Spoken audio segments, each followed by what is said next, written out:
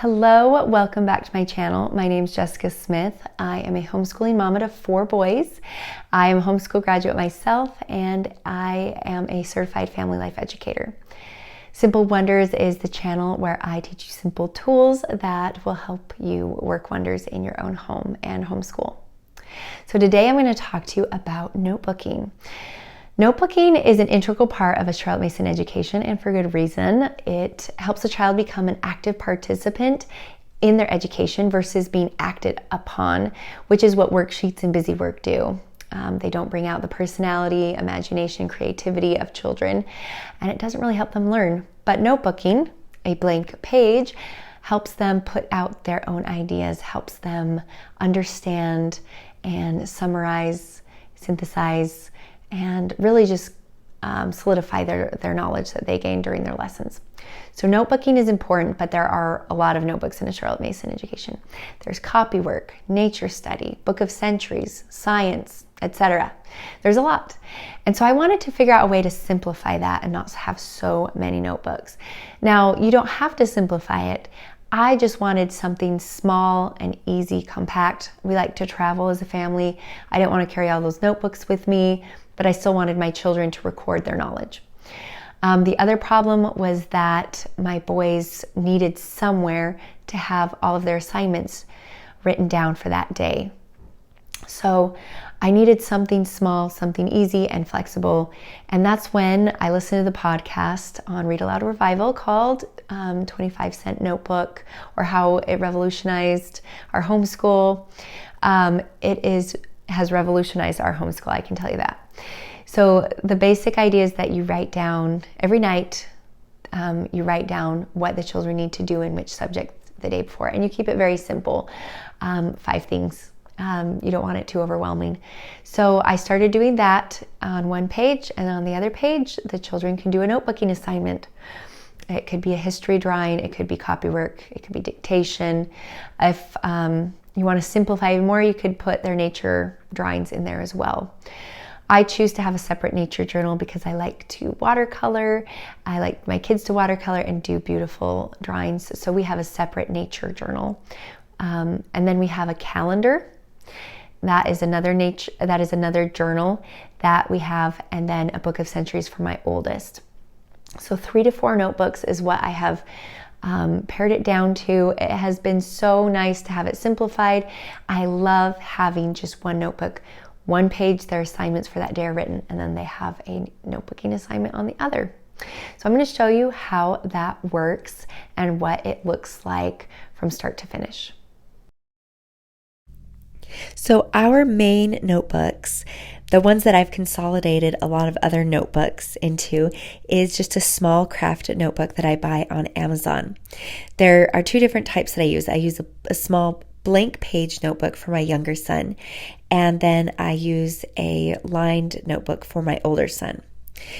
So for my younger son, he is not doing his copywork or writing very much in this blank page notebook because his handwriting is still developing and he needs a lot wider ruled notebook. So I use the primary copywork notebook from School Nest, which is available on Amazon, and he does his copywork on that notebook, but everything else he does in the main craft notebook.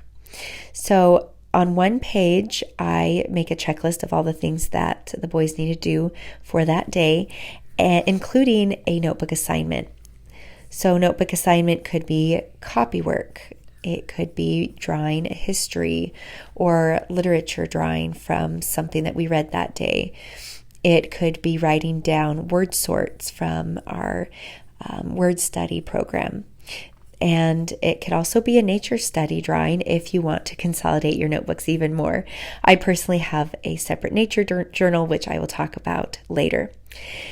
For my older son, he may do dictation or a written narration on the other side for his notebooking assignment.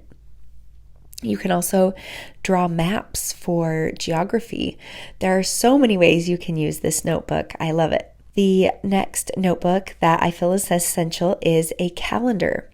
We use a large blank monthly calendar by JStory, which is available on Amazon. And I have all of the things that I'm mentioning in my Amazon storefront, and I'll put the link in the description if you're interested in finding those.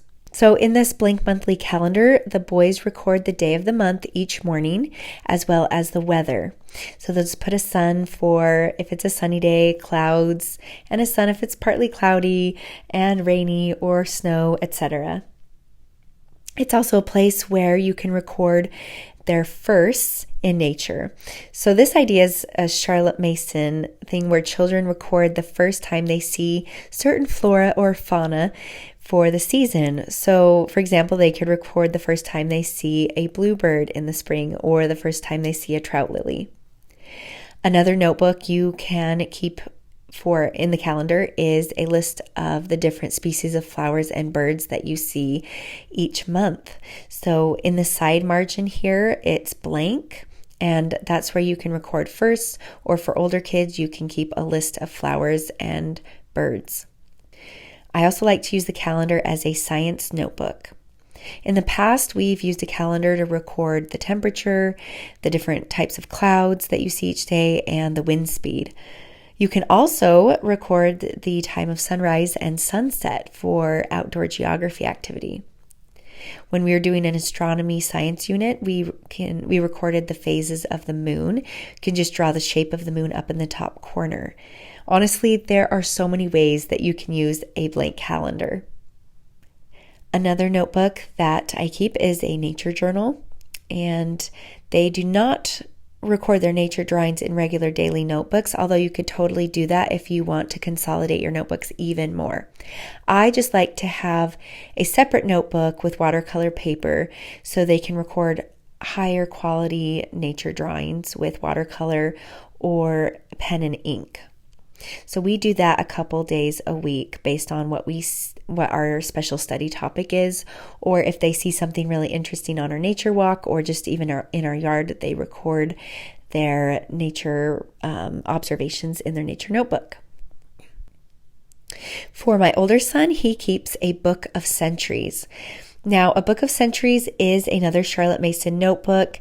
I do not like to consolidate that one either. I think that having a separate one is really important. And the kids can record the dates of things that they've read about in their history books. It can be whatever they want. If they want to record, they record drawings or maps or any visual thing that they want to record from history. And that's it. Those are the notebooks I feel are essential for homeschooling. If you have a question, leave it in the comments section, and don't forget to subscribe.